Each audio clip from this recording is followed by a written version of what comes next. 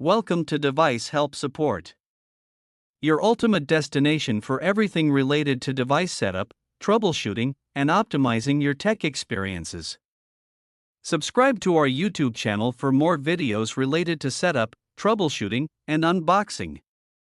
And don't forget to press the bell icon so you don't miss our latest videos. Are you guys tired of Wi-Fi dead zones at home and workplace? We have a solution for it. In today's video we discuss complete setup of the MVEES Wi-Fi Extender using the WPS push button.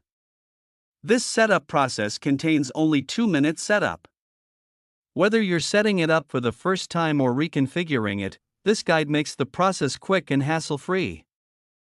So without wasting any time, let's start the setup process. I hope in the end, this video will prove helpful.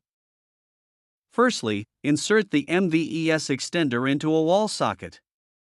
Place it near your router, important for first setup. Wait 1 to 2 minutes until the LED becomes stable. Find the WPS button on your router, usually on the back or side. It may be labeled WPS or shown with this symbol, circle. Make sure your router's Wi-Fi is turned on. Press the WPS button on the router. Press and hold the router's WPS button for 2 to 3 seconds.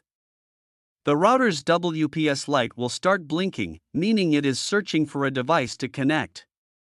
Important note, you now have about 2 minutes to press WPS on the extender. Within 2 minutes, press WPS button on extender once. Now extender searches for WPS signals, detects your router or sends connection request.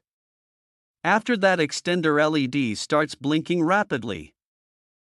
After 30 to 90 seconds, the LED becomes solid. This means the extender is connected.